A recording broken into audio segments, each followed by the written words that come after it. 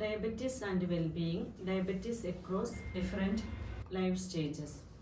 ഇതാണ് world diabetes day 2025 പ്രമേയം. പ്രമേഹ രോഗം കൺട്രോൾ ആക്കലും കോംപ്ലിക്കേഷൻസ് ഒക്കെ പ്രിവെന്റ് ചെയ്യുന്നതും പോലെ പ്രധാനമാണ് രോഗിയുടെ മാനസികവും വൈകാരികവുമായ കണ്ടീഷൻസും കൂടെ ഇംപ്രൂവ് ആവുക എന്നത്. രോഗം കാരണമോ അതല്ലെങ്കിൽ വർക്ക് പ്ലേസിലോ അല്ലെങ്കിൽ പേഴ്സണൽ ലൈഫിലോ ഫാമിലി ലൈഫിലോ സോഷ്യൽ ലൈഫിലോ എന്തെങ്കിലും ഒരു തരത്തിൽ പലപ്പോഴും സ്ട്രെസ്ഫുൾ കണ്ടീഷനിലൂടെ ആയിരിക്കും മിക്കവാറും പല പേഷ്യൻസും കടന്നു പോവുക. ഒരു സപ്പോർട്ടീവ് സിസ്റ്റം എപ്പോഴും പേഷ്യൻസിന് ആവശ്യമാണ്. അത് വർക്ക് പ്ലേസിലും ഫാമിലി ലൈഫിലും എല്ലായിടത്തും കമ്മ്യൂണിറ്റിയിലൊക്കെ അത് ആവശ്യമാണ്.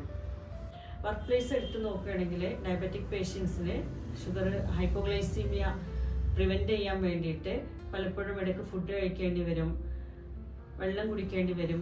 അപ്പോൾ ഇതിനൊക്കെയുള്ള ഫെസിലിറ്റീസ് വർക്ക് പ്ലേസിൽ അവൈലബിൾ ആവണം. അതേപോലെ ആവശ്യത്തിന് റെസ്റ്റ് എടുക്കണം, മെൻ്റൽ റിലാക്സേഷൻ വേണം. ഡയബറ്റിക് പേഷ്യൻറ്റിൻ്റെ കാര്യത്തിൽ രോഗം ചികിത്സിക്കുന്ന കാര്യത്തിൽ ഒരു കോംപ്രഹെൻസീവ് അപ്രോച്ചാണ് വേണ്ടത്.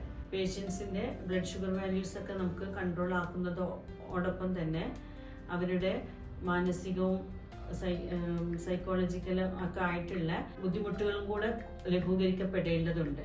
ഇങ്ങനെ കോംപ്രഹെൻസീവായിട്ട് അപ്രോച്ച് ചെയ്താൽ മാത്രമേ പേഷ്യൻസിൻ്റെ ഓവറോൾ ഹെൽത്തും അങ്ങനെ ക്വാളിറ്റി ഓഫ് ലൈഫും ഇമ്പ്രൂവ് ആവുകയുള്ളൂ.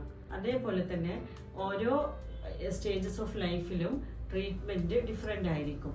ഇപ്പോൾ കുട്ടികളിൽ ട്രീറ്റ് ചെയ്യുന്ന പോലെ ആയിരിക്കില്ല റിപ്രൊഡക്റ്റീവ് ഏജ് ഗ്രൂപ്പിൽ വരുമ്പോൾ, അതേപോലെ പ്രഗ്നൻ്റ് ആയിരിക്കുമ്പോൾ, പ്രഗ്നൻസി പീരീഡ് കഴിഞ്ഞിട്ട് ഡെലിവറിക്ക് ശേഷം വാർദ്ധക്യമുള്ള ആളുകളുടെ ഡയബറ്റിക് മാനേജ്മെൻറ്റ് ഡിഫറെൻ്റ് ആണ്.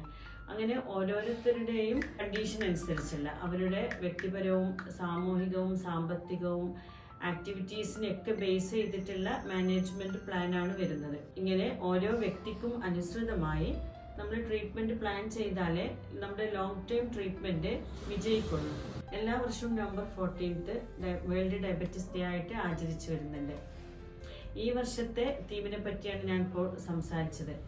ഈ ഒരു അവയർനെസ് എല്ലാ തൊഴിലിടങ്ങളിലും എല്ലാ ആളുകളിലും ഉണ്ടാവട്ടെ എന്ന് ആശംസിക്കുന്നു.